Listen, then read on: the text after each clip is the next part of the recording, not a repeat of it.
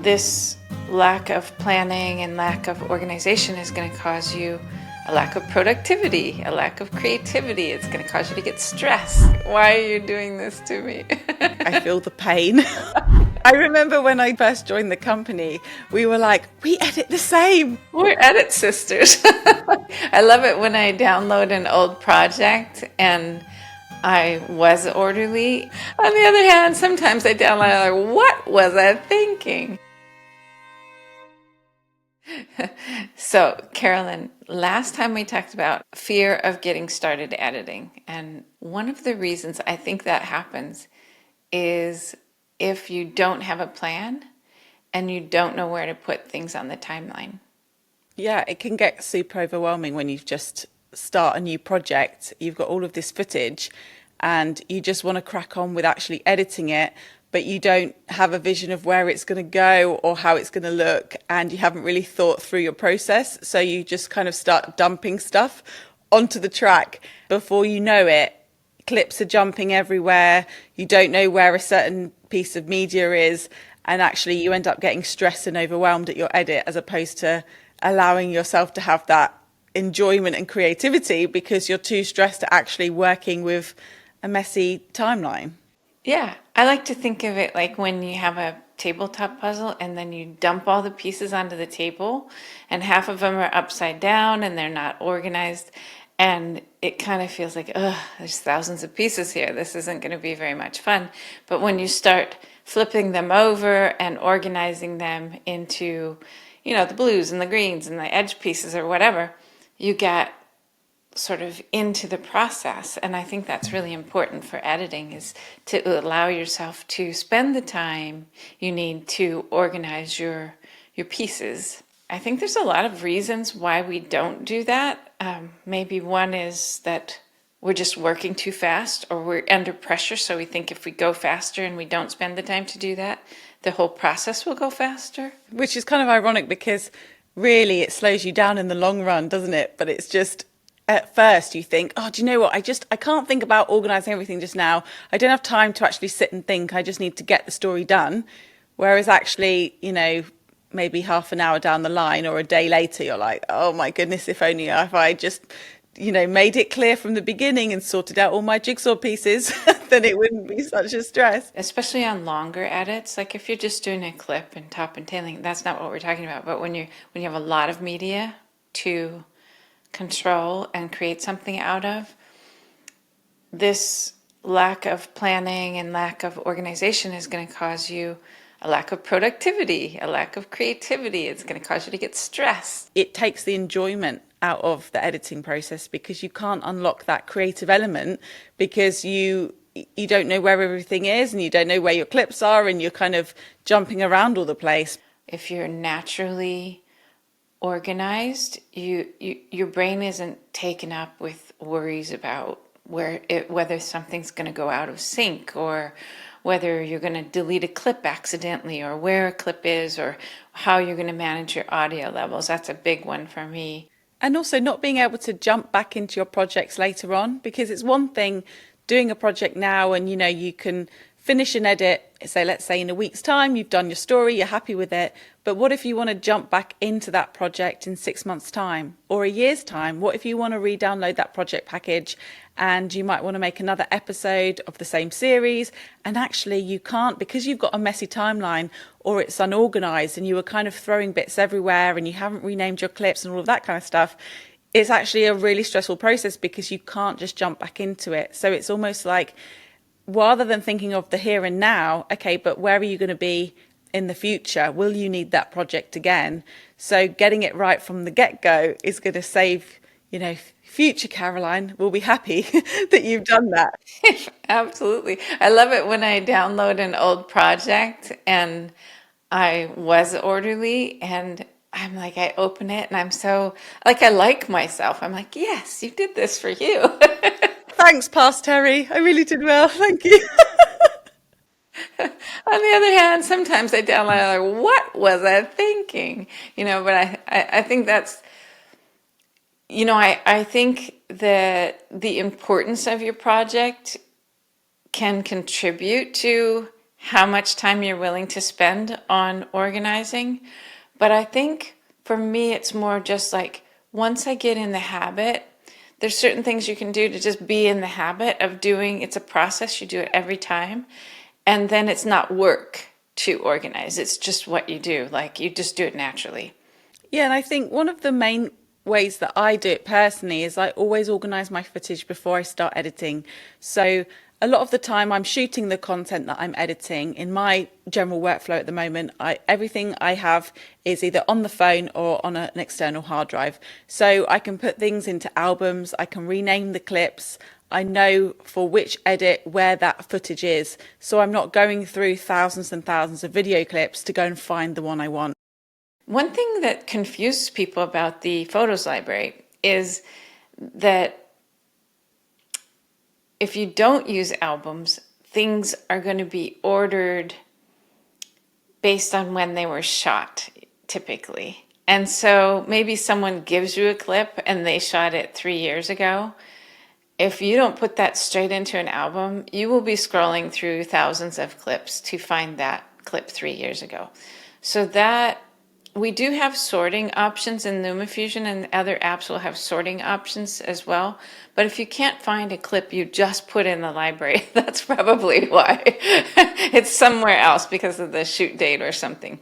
But I think using albums gets around that, because then every clip, regardless of date, is going to be stuck together and you can easily find them. So that's the idea of albums. If you're using an external drive or importing clips from somewhere like Dropbox or somewhere like that, you're going to be able to organize by folders and get those folder names in your editing app.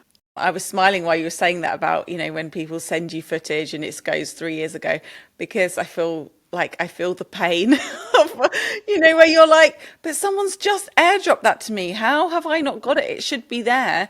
And I was speaking to another friend who, she edits on her phone all the time. And she says, oh, I always just, as soon as it's airdropped to me, as soon as the notification comes in, she doesn't let it go into a Photos app. It will automatically do that, but she doesn't look at it there. She automatically taps the notification that says you've been airdropped something, and then without thinking about it, either if she doesn't have time to put it in an album, she'll just tap it as a favorite for now. That would work too. Yeah, any way that you can get it out of the automatism of being sent into the Also, like making sure that after you've done your edit and you're happy with it, and maybe you can go through your albums of your photos and say, okay, I don't want that album anymore, and you can delete that album without actually deleting any of the footage. It will still stay in your Photos app, but obviously it's useful to have there in an album in case you need to go back.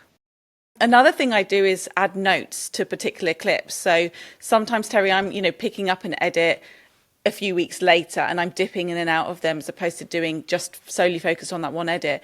I like to kind of watch that footage through. We were speaking last week about the importance of watching your footage through and really understanding the type of content you're working with, and if there's any kind of areas in there that you want to pick out which you won't get just through simply scrubbing through files. So when I do watch my footage through, I'm making notes. So I'm adding notes to particular clips, and also color coding. Do you use color coding yourself within your projects? I do a lot. There's two ways I use color coding. One is by location. If I have an edit where there's different locations or sort of topics within, I'll color code all the clips that correspond to that one color, so that because if you color the source clips, it's going to go into the timeline like that. And then I can glance at my timeline with just like a microsecond and know where I am and where I need to go. The other way I would use color coding is if I have more of a single location, like an interview. I might make all of the B-roll clips one color, all of the interview A one color, or interview B another color. So again, like, oh, I don't have to look closely at the thumbnail or click on anything. I'm just like, oh, that's a pink clip. That's Caroline. It just makes it way faster and more fun. And sometimes I actually enjoy looking at my timeline because it's just beautiful to have all the colors. I was about to say, and it makes your timeline look good. It's the same as like, back in school, you used to like write an essay and like deliberately make the font into a really cool typeface or really make it pink or red or something just because it makes it more enjoyable. I do think so. It's like if your timeline looks beautiful, whether that's in its structure, the colors, it's named well, it does make the process a lot more fun to actually kind of get stuck into. And for me, I color code my individual timelines. So my individual projects, I have like red when I'm still working on them. I have green when they're done. Purple means it's a LumaTouch Academy video. So like I just would start color coding from the beginning, and I've kind of got this little key system of how I work. So color coding your projects is really cool. Well, any color coding anything's cool because you can search for the colors. A lot of people don't know that, but so if you were looking for your projects that you're currently working on, you can just type red into the search of the project manager and all those projects will come up. Because I use red as things that I haven't finished yet, it's like a little mini to-do list. Because if I'm working on different videos at the same time, but there might be some people that might use a certain color for a particular style of video, or it might be for when it's due, for example, like anything under a week, it has to be red or whatever it might be.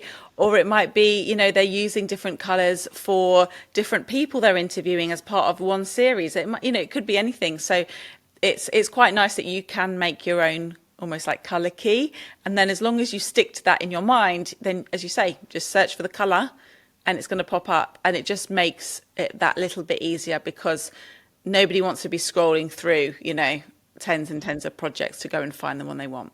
That makes it really easy to stay on top of what you're doing. But actually utilizing 24 tracks within LumaFusion is such a big part of preventing messy timelines, isn't it? Because, you get started and you think, wow, I've got all of these tracks to play with.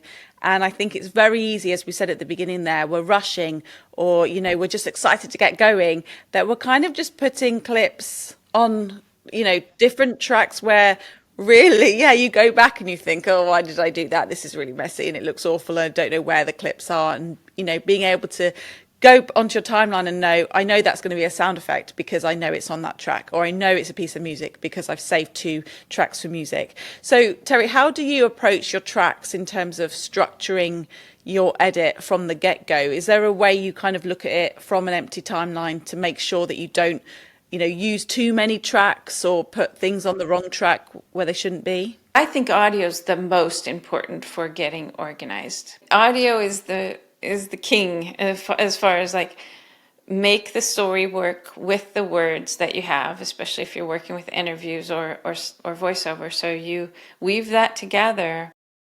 I start on the main track because that's in insert mode. I do that, so I'm being able to spread things apart, and then I drop that audio down. If it's like a voiceover, I would then drop it down to one of the audio tracks. So I have the main track free. I have 2 tracks for dialogue because I might have voice from camera, and I also might have voice over that I record. And I want to have separate tracks for those so that I can use the track mixer to adjust all of the clips at once. Otherwise, I would have to go through every clip. That's one thing about not being organized, is that if you have all your audio of one kind on different tracks, then you're having to peck around looking for things and doing individual changes. So I keep 2 tracks for dialogue, 2 tracks for music, because I know that I'm going to overlap music or transition between music. And of course you can put transition between 2 clips, but it might be that I want to have like a background music and a different instrument above. So for me, 2 tracks for music. If you were really working a lot with music files and different instruments and you were really crafting, you might want more. But just for a basic edit, I'll take 2. And then I have several tracks for sound effects. I know I'm going to probably have maybe room tone on a track so that I can use that to get rid of any gaps in voice. And then I have several for just, either stings or maybe just real sound effects of things. But for video, I have my base, like interview or whatever the core of your media is that goes with the audio, and then above that, B-roll, of course, a couple tracks for B-roll, a couple tracks for titles and backgrounds for titles, and we shouldn't forget adjustment layers. Absolutely. That main track, I think it's important to, really talk about that for a second, because when we are creating, beautiful timelines that are well structured, that main track, I always say to people, it's like the foundation of a house or like the spine of a human being. Like without it, you'd fall over. You need to have that as a core fundamental to any project you're doing, whether it's a short project or a really, really long project. It needs to have that main track in place where you're happy with that pacing, or you can edit the pacing easily, but being able to know that things are structured so you are working well. So my advice is always to, whether you're editing interviews, or you've got your stand-ups or whatever it might be, making sure that that's almost locked in some relative. Obviously you're going to be editing as you go, but to have kind of that structure in place first before thinking about B-roll, before thinking about your titles and your sound effects. And it's like you've got to get the main bit done first before you start decorating it, in my opinion, because I see so many editors get started and they're so excited to make their first scene look amazing, but it kind of drops off as they're going through the edit, where it's much easier to kind of go from the foundations upwards and decorate your edit as you go. Yeah, if you get too excited and spend a lot of time working on a special scene, I mean, I do this too, just because it's fun. But I know that it's a mistake when I'm doing it because I know that I don't know the structure yet of the whole thing, and it's going to have to be re-edited. It might even be thrown away because I haven't planned the whole story yet. So the story planning is, it at times it doesn't feel creative because it's not visually creative. But you have to switch that part off for now and realize that the story, even though it's mostly driven by audio, is the ultimate creative act. It's purely how that viewer is going to experience your message, right? Whatever your message is. But it is tempting to go for the wow stuff, the pretty stuff, right? Let's save that. It's like having dessert a little bit later. So true. And I don't think any amount of years in video editing can stop you being excited by doing all the like whizzy, transitions and making things look pretty and, adding all of those extra bits, but just like having that knowledge of, okay, I know how I need to structure it. And actually it makes it better for when you do add those titles or sound effects or whatever it might be, because you're building on something that's really kind of solid, as opposed to, oh, I might change it later. And then when you go to change something, you think, oh, why did I do that? And, you're kicking your former self. But as you were saying that, Terry, I was thinking about the importance of structuring your timeline is also important when you're working with other people. So any kind of collaborative edits, we know there's a lot of LumaFusion editors that will share project packages to, for example, you might have someone on a news desk who might share that project package to the social media team, and then they've got to make a TikTok version of that, long form YouTube piece or whatever it might be.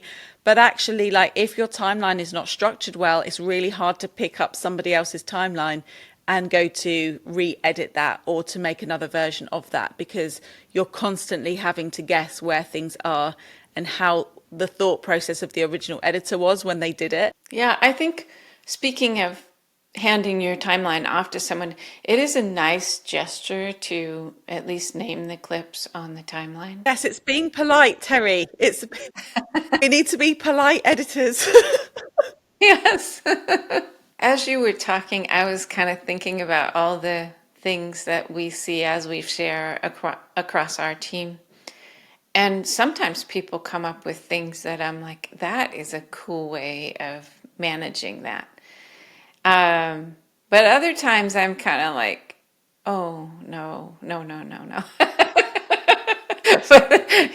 because it's like, If you didn't tell me why you did that, I would never have figured that out. And it's almost like, why are you doing this to I me? know. I remember when I first joined the company, we were like, we edit the same. We edit the same, and it's like exciting because we're like, thank you. I always say that tracks for this or whatever it might be. We're edit sisters.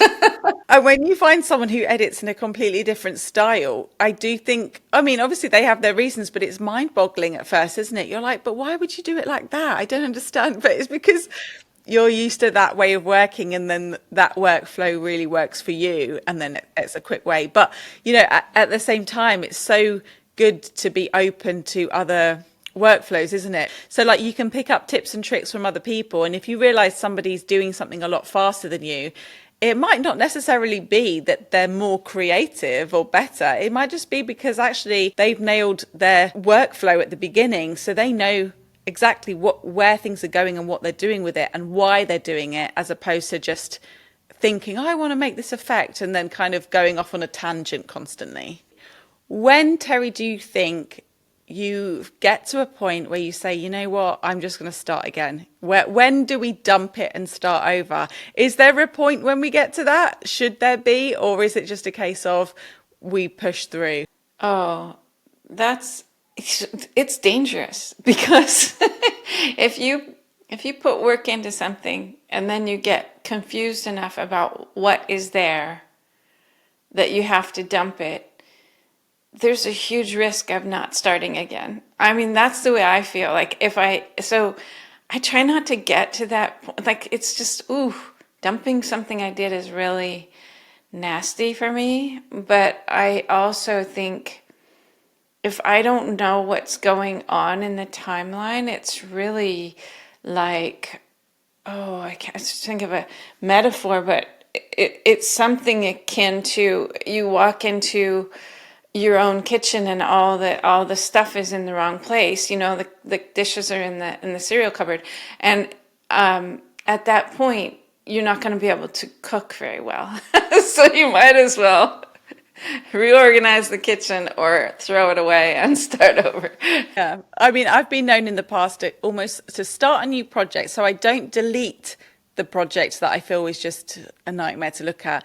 I just start a new project and I go back and forth and I copy and paste the bits, perhaps maybe an entire layer that I know is great. Or, you know, if my B-roll's everywhere, I will make sure I re-put it to my new project.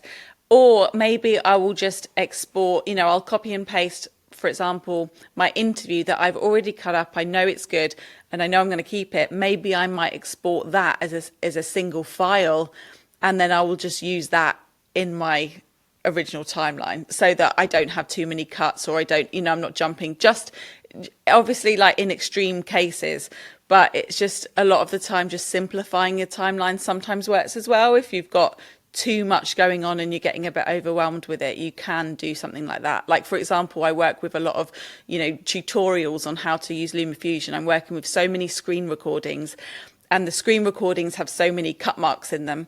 And then I'm putting all of those screen recordings inside a frame. So I'm you know, resizing all of those screen recordings to the frame. But sometimes then I want to move the entirety of the screen recording with the frame across the page. And it's so much easier for me to export with a transparent background of that entire screen recording in the frame, so that I can then just move one clip around, you know, with the path editor, as opposed to having to really work with so many multiple clips. So sometimes like there's ways that you could work as an editor to kind of just simplify things for yourself if your timeline is getting a bit messy. But saying that, if you are going to export certain sections, you need to be sure that you're not going to want to trim out any sections, right? Because then you're not going to have it. Yeah, just get it organized.